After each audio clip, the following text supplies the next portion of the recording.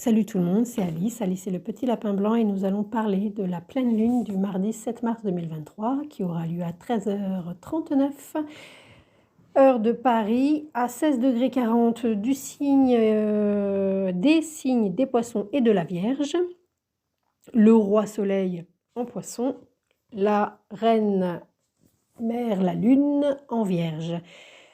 Au carré de leur fils aîné, Mars en Gémeaux, et au sextile pour le Soleil, au trigone pour la Lune, d'Uranus. Ça, c'est une première chose.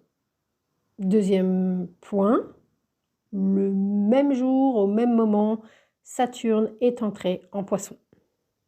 Troisième point, on voit également sur la carte une conjonction Vénus-Jupiter, Chiron.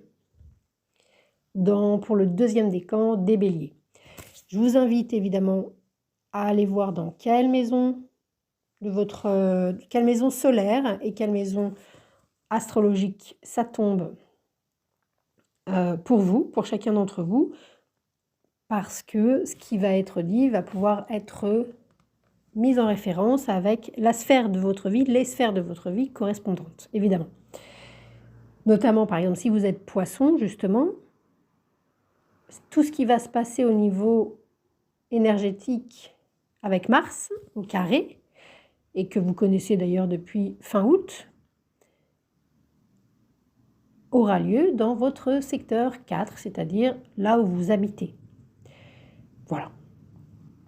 L'adresse, la maison, votre famille, etc. À ce titre-là, et pour chacun d'entre vous, ce qui s'est passé au mois d'août se terminera et sur la fin là. Fin mars, quand Mars va changer quand la planète Mars va entrer en Cancer, voilà, ce qui a commencé fin août sera terminé. Vous passerez à autre chose. Parce que ça change de signe, donc ça change de maison solaire. Si on regarde l'exemple des poissons, puisque le soleil est en poisson et que Saturne entre en poisson là, Mars passera de la maison 4 solaire à la maison 5. C'est-à-dire les ascendants poissons surtout, c'est votre maison 4, puis 5, quand il passera en Cancer qui est concerné. Donc, de la maison au plaisir, à l'éducation des enfants, au jeu de hasard, au hobby, aux choses un peu plus légères et un peu plus naturelles, dans un rayonnement naturel pour vous. Voilà, Mars, voilà ce qui viendra activer à sa manière. Pour le moment, on est le 7 mars, Saturne entre en Poisson pour 2 ans et demi. La pleine lune est au carré de Mars et donc au sextile et trigone d'Uranus. Le sextile et le trigone sont des aspects où on a l'impression que presque que ça nous est dû. C'est hyper facile, c'est des aspects de chance parce que les choses se font sans qu'on ait besoin de faire d'efforts. À ce moment-là, ça ne veut pas dire qu'on n'en a pas fait avant, mais là, ça se détend, c'est fluide, c'est facile, c'est très agréable. Et en l'occurrence, avec Uranus, il peut y avoir quelque chose de l'ordre d'un éveil spirituel, d'une espèce de saut quantique avec Uranus, puisque c'est radical, c'est immédiat tout de suite, et c'est sans référentiel, sans commune mesure avec ce qui était avant. Ça permet vraiment de respirer tout à coup à grands poumons dans un endroit ou dans une relation, dans une situation où avant c'était étouffant, humiliant, restrictif, contraignant, empêchant que ça vienne d'une réalité d'événements extérieurs éventuellement, ou que ça vienne de vous, de la manière dont vous vivez les choses, dont on vit les choses. Là. Et par ailleurs, pourquoi je parle de spiritualité? Parce que le soleil est en poisson. On est quand même dans des énergies, à moins d'être complètement en souffrance, on, on est dans quelque chose qui touche plutôt la spiritualité, la grâce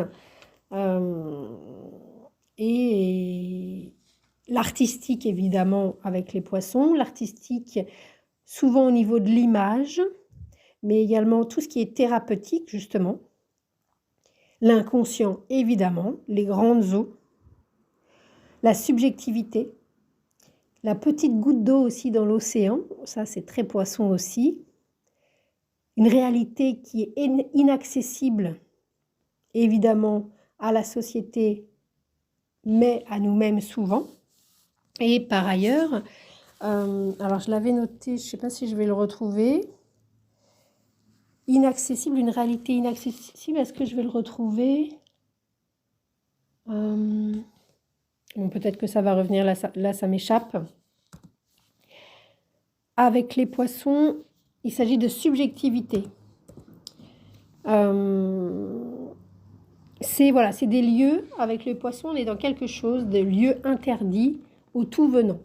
Tout le monde ne peut pas avoir accès. Quand on est dans la maison 12 ou dans une énergie de poisson, c'est un endroit qui est un peu mystique en ce sens qu'il n'est pas partageable. Au mieux, il est partageable c'est pas une foi de Sagittaire. La foi poisson et la foi Sagittaire, c'est complètement différent. D'ailleurs, c'est 2 signes qui sont au carré. Le Sagittaire, on est dans une philosophie de vie, on est dans un idéal, c'est-à-dire quelque chose qui est irréaliste, c'est la maison 12 du Capricorne. En poisson, on est dans le rêve. Et un rêve, c'est réalisable. C'est réalisable parce qu'il y a du pour et il y a du moins bien. C'est l'énergie des poissons, il y a de l'enfer et du paradis. C'est ça les poissons. En Sagittaire, on est toujours positif. C'est le défaut des Sagittaires, mais on est toujours positif. Donc, et de fait, c'est pas réaliste. Ça fait du bien, c'est rigolo, mais c'est une mode. Le Sagittaire qui est gouverné par Jupiter, les poissons aussi avant, mais Neptune est arrivé. Jupiter, il fait le tour du zodiaque en 12 ans. Donc c'est une mode. C'est pas suffisamment rapide pour qu'il passe inaperçu. Il se fait remarquer. Jupiter, c'est quelqu'un qui est remarquable. Il prend beaucoup d'espace, il en impose. Et puis, il a la plus grosse voiture, la plus grosse femme, cheveux. Enfin, il y a quelque chose comme ça du pouvoir. On aimerait bien d'être. C'est assez enviable. Donc c'est pour ça que c'est confortable et que on associe Jupiter à des choses souvent sympathiques, d'expérience. Je mets mes 2 bras à couper. Je vous assure que Jupiter, ça peut être vraiment pas bénéfique du tout. Donc, je le souligne parce que ça peut créer des grosses déceptions. On se dit, ah super, il y a Jupiter qui arrive. Limite, on pourrait se compter dessus, s'asseoir dessus, se reposer dessus plutôt. Finalement, on finit par s'asseoir dessus parce que voilà, c'est vraiment d'expérience, d'expérience personnelle et d'expérience pas uniquement personnelle, de témoignages. J'ai pu voir de mes yeux vus. Par ailleurs, donc le poisson, c'est tous les espaces qui sont inaccessibles, voire interdits avec Saturne évidemment qui arrive, au tout venant. Il y a un côté initiatique. On n'oublie pas que Pluton est le maître ésotérique des poissons. Ça n'est pas pour rien. Donc on a Jupiter, Neptune et Pluton qui maîtrise l'énergie des poissons. Saturne, lui, qui entre en poisson en secteur en premier décan pour toute l'année. Pendant 1 an, le premier décan gardera pour lui Saturne. Saturne gouverne le premier décan des poissons. Donc, ça signifie que ce premier décan, ça va être normal en fait. Ce sera peut-être même assez, alors ça va pas être on va pas, sortir les chapeaux pointus et les serpentins, ça c'est sûr, pas avec Saturne. Mais par contre, on est à l'aise, on est bien, ça colle avec l'énergie de ce premier décan du Poisson. Évidemment, ça peut être une certaine mélancolie, ce genre de choses, mais aussi beaucoup d'expertise, selon les âges de chacun. On va reprendre sur la pleine lune, donc en Poisson, le soleil en Poisson, au sextile d'Uranus en Taureau, il y a quand même quelque chose d'éminemment spirituel. Spirituel avec cette lune en Vierge qui est au trigone d'Uranus, donc on est encore dans une idée d'affranchissement. Et là, il y a peut-être avec la lune en Vierge, elle nous parle d'un besoin. Voilà, c'est un truc pendant quelques heures, pendant quelques jours, la lune en Vierge, peut-être 2 jours avant, 1 jour et demi avant, là, en début de semaine, quand la lune va passer en Vierge, on va ressentir un besoin de ranger, de trier, d'organiser, de se laver un peu plus que d'habitude, de laver des endroits, voilà, c'est peut-être pas encore le grand ménage de printemps, mais en Vierge, il faut dépoussiérer. Et puis, il faut que chaque endroit, chaque interstice soit utile. On ne peut pas laisser les choses au hasard. On est vraiment dans de l'orfèvrerie avec le signe de la Vierge. C'est de la précision, c'est du millimètre, c'est du milligramme, c'est de l'infiniment petit quand le Poisson est infiniment grand. Donc, l'aspect spirituel, en ce sens qu'il va être nous mettre en lien avec une paix inaltérable, c'est ça, entre autres, l'aspect spirituel des choses, quoi qu'il arrive. C'est-à-dire de ne pas se confondre avec les conflits, quels qu'ils soient, ni à l'extérieur, ni sociétal, ni intérieur. C'est très difficile parce qu'on a une tendance à vouloir sauver le monde, voire se sauver soi-même pour certains si c'est possible, voire fuir. On est dans une énergie Poisson. La réalité, elle n'est pas supportable. La lune en Vierge, elle est submergente, la réalité en Poisson. La lune en Vierge, on a besoin de faire le tri, de précision, de choses concrètes. Il y a un esprit critique en Vierge qui permet comme d'assimiler. Ça commence par la bouche avec la salive qui va commencer à couper les enzymes et pour que c'est du nutriment, la lune en Vierge, pour que ce soit digeste. Donc il y a tout un travail vraiment de précision et dans le... C'est pas moléculaire parce qu'on serait plus avec du Pluton, avec à la limite peut-être la molécule, quoique. Mais on est quand même dans de l'infiniment petit. Cette lune en Vierge, on a aussi une idée évidemment de thérapeutique, de médicaments, de traitement, d'hygiène de vie. Donc peut-être au niveau digestif, avec cette lune en Vierge, peut-être au niveau vraiment peut-être de l'alimentation. Uranus en Taureau, on est toujours dans un éveil de conscience de l'écologie, du bio, de la nature et du respect du rythme des saisons. Donc tout ça c'est plutôt porteur, rafraîchissant, on ne se culpabilise pas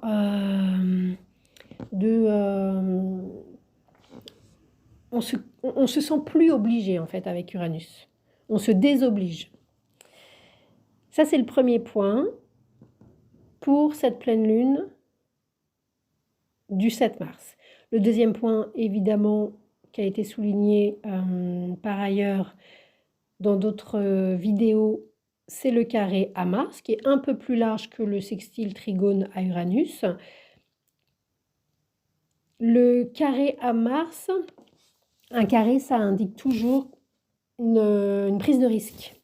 C'est au moment où on a planté la graine, au moment de la conjonction et de la nouvelle lune, de la fusion des énergies. Fusion dit qu'on n'a pas de recul, par définition. On n'a pas de recul sur l'énergie avec laquelle on fusionne. Quand on fait une rencontre, on ne sait pas que c'est une rencontre à ce moment-là. Il peut y avoir un coup de foudre, bon, mais on ne sait pas ce que ça va donner, toujours est-il. On ne sait pas que ça va être... on peut se dire que c'est une rencontre ou un contact, mais on ne peut pas se dire que ça va être un lien. Le lien nécessite nécessairement du temps. Une rencontre, le temps existe déjà, mais de manière moyenne. Le lien, c'est du long terme. Et dans la fusion, dans le moment de germe, on n'a pas de recul. Et puis au moment du carré, il se passe quelque chose. Il y a une des deux énergies qui arrive à un point de proposer, qui arrive à un point énergétique qui est de proposer de passer à autre chose, de passer à l'action même. Dans les premiers temps de la rencontre, les choses se font plus ou moins naturellement, c'est plus ou moins facile, on passe des étapes, bon. Au moment du carré, ça passe ou ça casse. Si vous ne voulez pas continuer la relation, c'est le moment de l'arrêter. Si vous voulez continuer, ça ne continuera pas comme avant. Voilà. Mars, au carré du Soleil, les questions d'ego pour le coup, puisqu'on est dans des questions spirituelles, l'un va avec l'autre, sont nécessairement d'actualité. Un Soleil en Poisson, alors au mieux, ça va être l'ego du sauveur, justement. Celui qui va sauver la planète, celui qui sait vous sauver, ou vous qui voulez aider le monde entier, qui êtes particulièrement sensible et réceptif aux misères du monde. Mars en Gémeaux, là, c'est comme si c'était un père géniteur, peut-être... alors, il n'y a pas que le fait de sauver, il y a aussi le fait de fuir la réalité, hein. Tout dépend des maisons où ça se trouve, avec un soleil en poisson, ou une figure comme ça qui donne vie, parce que le soleil c'est la figure qui donne vie, artistique, thérapeutique, mystique, religieuse, enfin religieuse dans le sens spirituel, pardon, pas religieux mais spirituel. Religieux, c'est le Sagittaire. Spirituel, c'est dans la chair, hein, toujours. On le ressent dans sa chair, c'est pour ça qu'on ne peut pas vraiment le transmettre, si ce n'est en étant... le poisson, c'est une énergie qui peut être très... j'ai toujours cette image d'un concert de Freddie Mercury où il y a un océan de personnes qui chantent en chœur avec le petit Freddie Mercury tout seul sur la scène et des centaines de milliers de personnes. Ça, c'est du poisson, c'est du Neptune.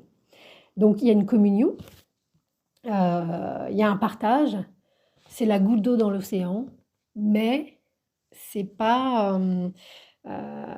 c'est inexplicable, ça passe pas par les mots, ça passe par le chant, mais... Donc Mars qui peut représenter, lui, pour le coup, un frère, un frangin, un fils aîné ou un fils unique, un pote ou un amant, un amoureux, un prétendant, selon les cas. En Gémeaux, il y a quelque chose de double, toujours. Toujours. Donc ça peut être un double discours, une double action. Et puis, alors ça ne veut pas dire que c'est... il y a beaucoup de doubles entre les poissons et les Gémeaux là. Le poisson, lui, l'un n'empêche pas l'autre. Au contraire, il est... au contraire.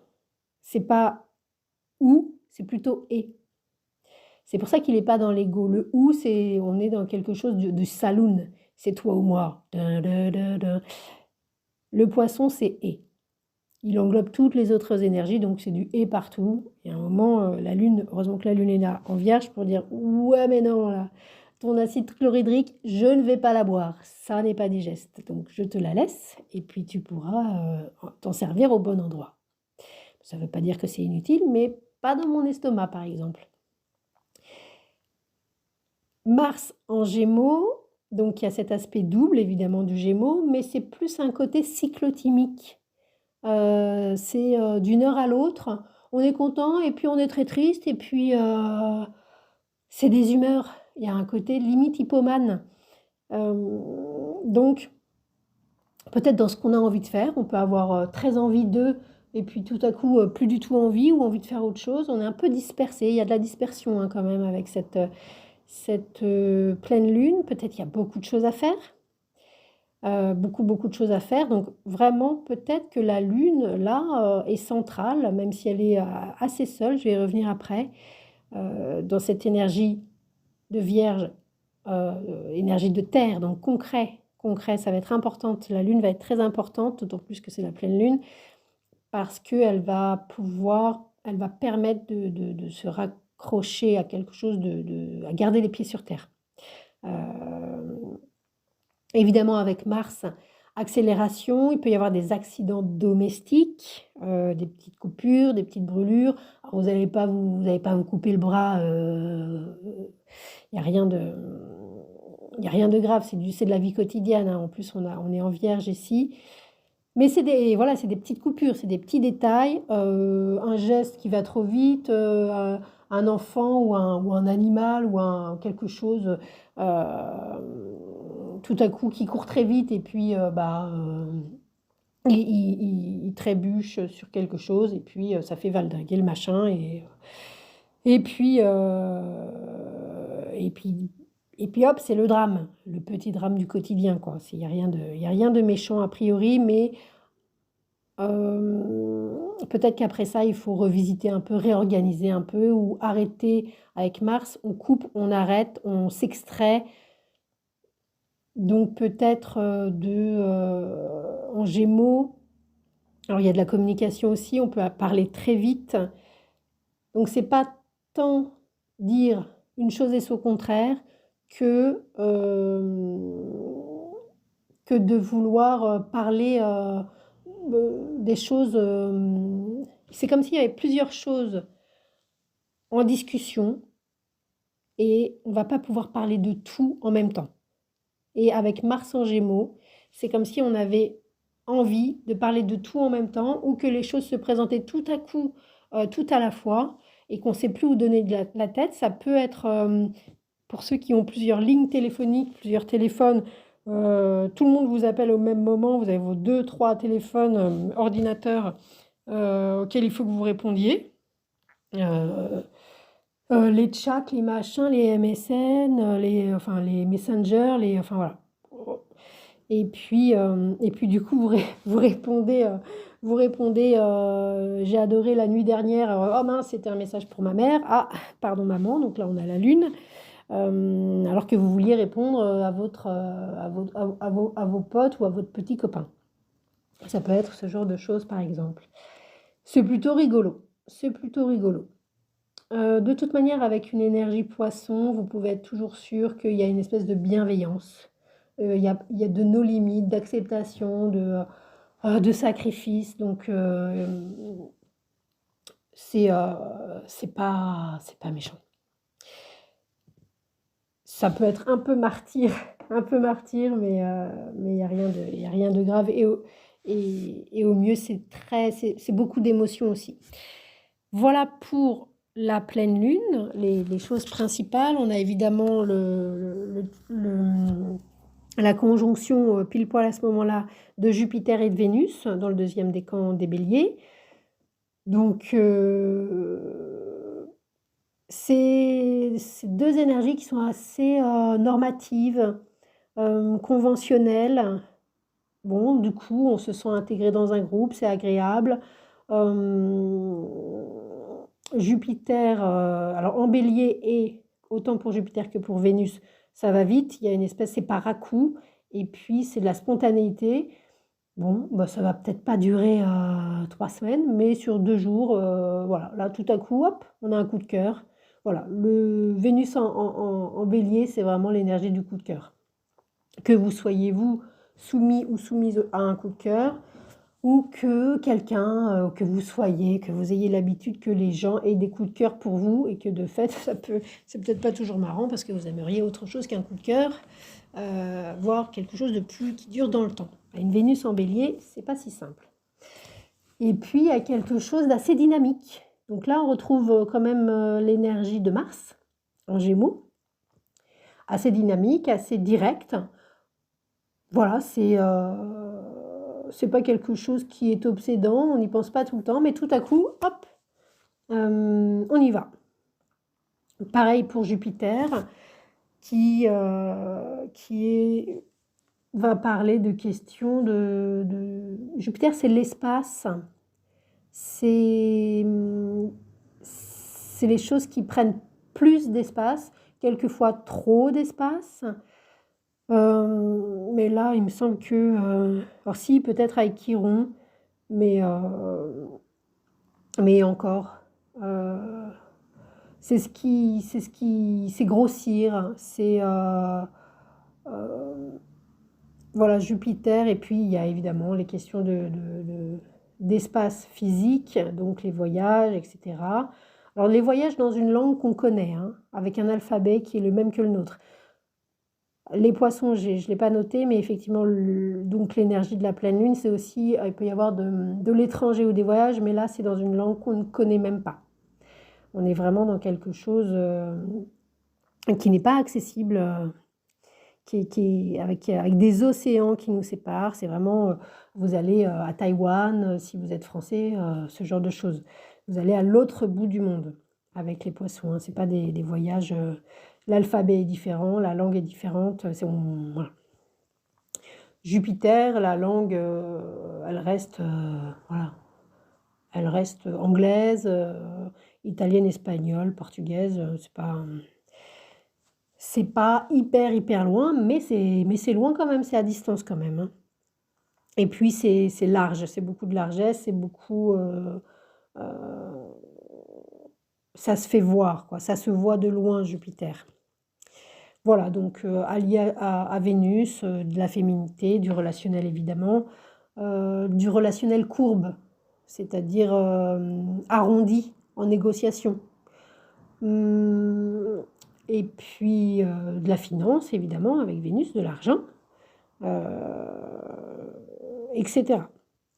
J'en dis pas plus parce que sur d'autres vidéos où elles ont mis l'accent sur cette conjonction. Par ailleurs, on va passer peut-être un petit mot sur l'entrée de Saturne en Poisson pour 2 ans et demi.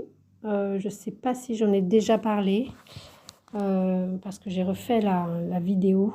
Donc, le premier décan des Poissons est gouverné par Saturne. Donc, c'est plutôt... Et le premier décan des Poissons accueille Saturne toute l'année. Saturne ne passera pas dans le deuxième décan cette année. Vraiment, je crois qu'au maximum, il sera à 7 degrés. À 7 degrés des Poissons cette année, il va revenir à 0, entre 1 et 0 dans quelques mois des Poissons. Donc il reste vraiment dans les 7-8 premiers degrés des Poissons, qui sont donc gouvernés par lui, par Saturne. Bon, réalité, réalisme, effort. Pour les plus jeunes, c'est peut-être... Saturne est toujours plus difficile pour les plus jeunes d'entre vous. Pour ceux qui ont déjà 30, voire 60 ou 50, c'est déjà plus accessible et plus léger. C'est même très chouette. Parce que Saturne fonctionne avec le temps, c'est le symbole du temps. Donc au début, on obéit. C'est pas nous qui nous mettons des limites tout seuls. C'est les adultes. C'est les vieux, les grands-parents, les parents les autorités, on ne fait pas ce qu'on veut. Et Saturne, alors les restrictions de l'eau avec un Saturne en Poisson, il ne va pas falloir trop s'étonner, alors qu'il y ait des sécheresses ou qu'il y ait donc par voie de conséquence des autorisations, des restrictions d'eau, on est en plein dedans, hein, avec Saturne en Poisson. Saturne, contrairement à Jupiter, donc il se fait remarquer, il fait le tour du zodiaque en 12 ans, il passe, c'est pas assez rapide donc pour passer inaperçu, mais c'est pas assez lent pour être pérenne et pour durer. Alors, c'est peut-être un peu exagéré de dire ça, c'est peut-être un peu jupitérien, mais c'est une mode en tous les cas. Alors que Saturne, c'est beaucoup plus lent, c'est pas marrant, alors que Jupiter est marrant, mais c'est fait pour durer. On peut compter sur Saturne. On peut vraiment compter sur Saturne. Donc même si vous n'êtes pas là pour rigoler, au moins vous savez qu'avec lui, voilà, il sera toujours là. C'est l'ossature en fait. Et quand il y a pas Saturne, il n'y a rien qui tient. Saturne est indispensable. Saturne est sine qua non. C'est-à-dire que sans lui, il n'y a rien. C'est la réalité. C'est le principe de réalité. Donc effectivement, on ne fait pas ce qu'on veut et on ne peut pas tout avoir. Et toute chose a une fin. Même la vie, quoi qu'en disent voilà, les modernités qui nous mènent vers quelque chose d'une vie éternelle. De fait, Saturne, donc pour les plus jeunes, obéissance, voilà, on ne fait pas ce qu'on veut.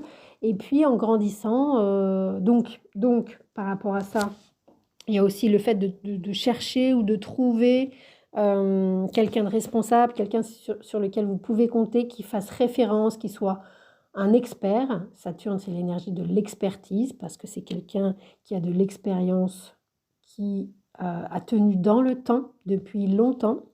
Donc vous pouvez vous fier, et c'est un maître. Donc, avec un Saturne en Poisson, il y a quand même l'idée d'un maître spirituel. Même si, pour les plus jeunes ou les plus rationnels, il peut y avoir une interdiction absolue de toute spiritualité, de toute thérapeutique, de toute artisterie et de toute subjectivité. Alors cadrer, faire rentrer dans des cases. Et puis, ça, c'est le moins rigolo. Mais sinon, pour les autres, petit à petit, il y a un maître spirituel dans les parages, dans les 2-3 ans à venir, qui est là et qui sera là pour toute votre vie. Pour les plus anciens ou les plus sages, ce n'est pas nécessairement lié avec l'âge, bien au contraire, c'est vous. C'est vous qui serez un expert, un maître spirituel, une référence pour les plus jeunes, peut-être pour les plus désœuvrés, on est en Poisson, pour les artistes, au niveau thérapeutique, au niveau créatif, au niveau spirituel, etc. Saturne, autant Jupiter, ça va être donc une mode, voire un guide, l'université, de l'administratif, autant Saturne, c'est une institution. C'est vraiment, et puis c'est dans la pierre, hein. Donc il peut y avoir des bâtisses, des choses qui se construisent dans la pierre pour organiser, institutionnaliser, limiter, cadrer, ralentir, mais que ce soit vraiment sérieux. Et si c'est sérieux avec Saturne, ça veut dire que c'est ce qu'il y a de plus important dans votre vie. C'est là où ça devient agréable, Saturne. C'est là où ça touche à l'âme, un peu comme Pluton dans un autre style. Donc Saturne, en fait, c'est vraiment très chouette. Sauf si vous voulez continuer à téter le sein de maman. Ça, c'est sûr que ça risque... Saturne, il va venir couper, faire coupure et arrêter les infantilismes. Et voilà, on devient adulte d'une manière ou d'une autre. Voilà, grosso modo, pour ne dire que quelques mots sur Saturne en Poisson. Et puis, est-ce que... Alors, c'est un peu long la vidéo, du coup, il y a des pubs, je suis vraiment désolée. Je sais pas comment ça fonctionne. Je voulais qu'il n'y ait pas de pub sur cette chaîne, mais quand on dépasse un certain temps de vidéo, bah, ils mettent des pubs quoi qu'il en soit. Donc, moi, ça me donne envie de vomir. Mais, mais voilà, Saturne, je ne fais pas ce que je veux. C'est la loi de la belle vie proposée par quand même les médias qui nous proposent des choses chouettes, mais des choses quand même beaucoup moins chouettes, dont les pubs qui ne sont donc pas bien réalisées. Si encore c'était des belles pubs, ce serait génial, mais c'est pourri, c'est moche, c'est agressif, c'est violent, c'est mal fait, ça donne pas envie, je comprends pas. C'était mon coup de gueule. La Lune, le 8 mars, donc le lendemain, elle sera à l'opposition de Neptune, à 24 degrés des Poissons. Alors on n'oublie pas les oppositions, c'est relationnel et puis c'est une fleur. C'est une fleur, c'est-à-dire que c'est là où c'est visible. La graine a eu lieu au moment de la conjonction, au moment de l'opposition. Vous savez à quoi vous avez affaire. On a une opposition Lune-Neptune le 8 mars, dans la nuit du 8 mars. Les rêves, soyez attentifs. Notez, le matin, réveillez-vous, notez un mot de votre rêve ou trois et vous allez vous en souvenir et ça peut être... ça vous change la vie, un rêve. Ça vous... Vraiment. Parce que c'est pareil, c'est des endroits auxquels on n'a pas accès avec la rationalité et la raison. C'est des endroits où tout est possible, il n'y a pas de jugement, si ce n'est celui de la raison, mais le rêve en lui-même, c'est magique. Puis, le 9 mars, la Lune fera une opposition à Jupiter dans l'après-midi, donc les exagérations émotionnelles pour là. L'opposition à Neptune, au-delà des rêves, puisque c'est la nuit, c'est aussi submergé par des émotions, beaucoup d'émotivité. Avec Jupiter, on n'est pas submergé, mais on exagère. Ensuite, ce sera Vénus. Alors Vénus, alors j'ai oublié une planète. Non, bon, écoutez, Vénus, en tous les cas, ce sera le 10 mars dans la matinée. Opposition Lune-Vénus, donc ça, c'est plutôt les relations mère-fille ou est-ce que des considérations entre notre féminité et notre côté maman, en fait. La possibilité, l'utérus et puis la poitrine. L'aspect maternant et l'aspect séduisant qui vont se confronter. Et tant qu'on est dans soit l'un, soit l'autre, ça pose problème. L'opposition nous invite à faire et l'un et l'autre. La Lune ensuite passera à l'opposition de Mars, le 15 mars, à l'aube. Et puis du coup, là, une opposition Lune-Mars. Bon, je ne parle pas trop des signes là. Lune-Mars, on est dans des inflammations un petit peu intestinales, au propre et au figuré. Et probablement dans des questions de déplacement, de communication, puisqu'on est dans un axe Vierge, n'importe quoi, Gémeaux, Sagittaire. Et puis enfin, donc il n'y aura plus d'opposition pour le moment à la Lune, mais la Lune entrera dans son cycle de conjonction avec Pluton à la fin du Capricorne le 17 mars, dans l'après-midi.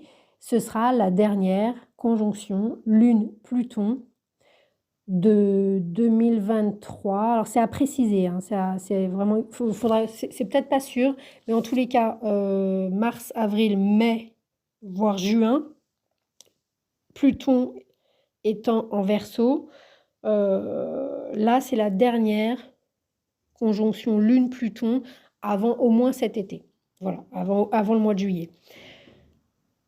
Lune-Pluton, bon bah là on est dans des questions beaucoup plus angoissantes, c'est autre chose, et de pouvoir, etc. Je vais vous laisser sur ça, je vous souhaite une belle pleine lune et accueillons l'arrivée de Saturne en Poisson. Je vous conseille évidemment les vidéos de Vanessa Chamonal, entre autres Roland Ablas, qui font un travail depuis des années, qui reste toujours, non pas exhaustif, c'est impossible, mais quand même précis et c'est mon avis, assez juste dans leur lecture, bien qu'il y ait toujours des choses à dire évidemment. C'était Alice.